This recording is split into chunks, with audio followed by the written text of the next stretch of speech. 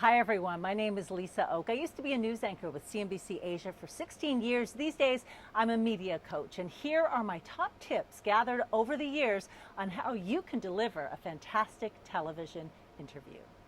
Tip number one, the day before the interview, send the producer or the reporter who booked you a quick email telling them the top 3 points that you're hoping to hit upon during the interview. The reason for this is that the anchors, they're busy. They may not have time to read through your notes thoroughly, and this will be a reminder in their inbox to them just before your interview of exactly what you want to talk about. This just improves your chances of the interview going your way.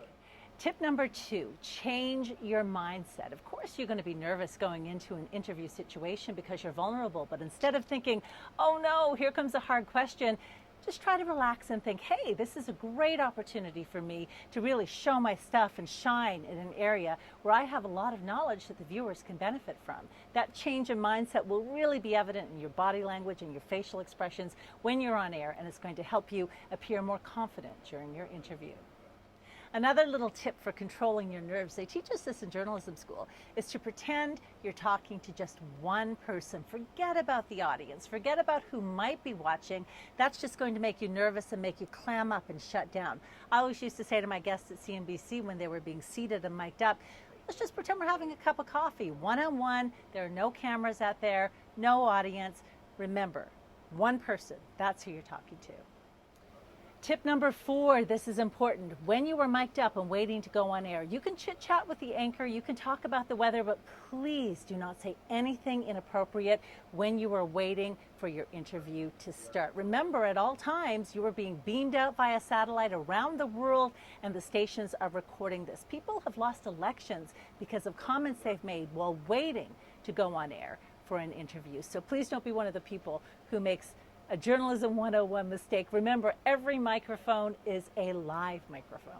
Tip number five, keep your answers short. Remember, the average TV interview is only about 4 minutes long at the most. Keep your answers to anywhere from 20 to 35 seconds. It's more like a conversation then, and it doesn't put the anchor in the awkward position of having to jump in to cut you off if your answers are going too long.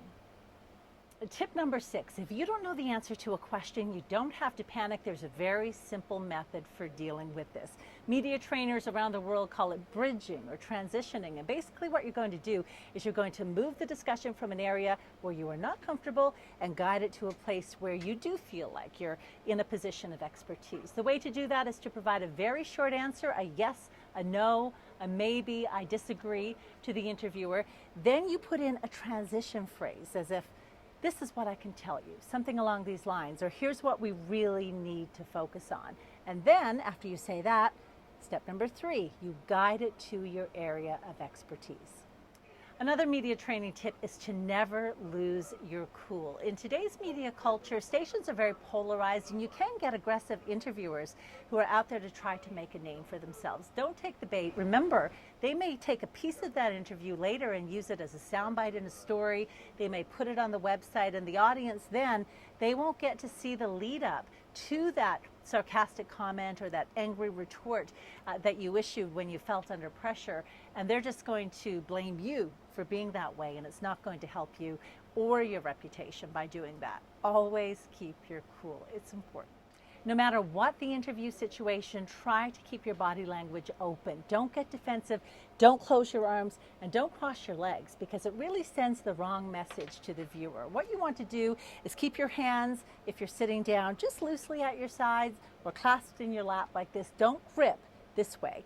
And when you're leaning forward like this, it does an awful lot to tell the viewer that you're engaged and you're interested in the discussion. If you lean back, cross your arms, cross your legs, it really sends a message that you don't want to be there, and that does not make for good TV.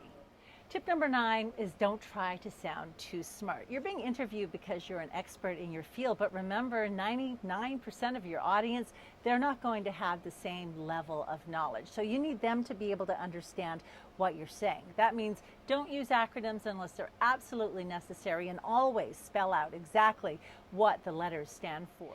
During an interview, do your best not to say the interviewer's name when you reply. For example, don't say, gee, Lisa, that's a great question. And there's a reason for this. Later on, when a reporter is looking for a soundbite to use in a story, or if they want to take the whole interview and put it on the website where they'll get way more exposure, they're not going to use it because there's a name inserted in the middle that they can't edit out. Much better to keep it clean, no names, and your story will get a lot more traction.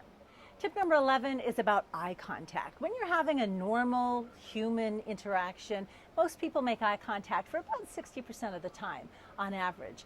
That way you don't come across as creepy or too aggressive. But unfortunately on television, that's not going to work. Remember, TV is not reality. It magnifies everything.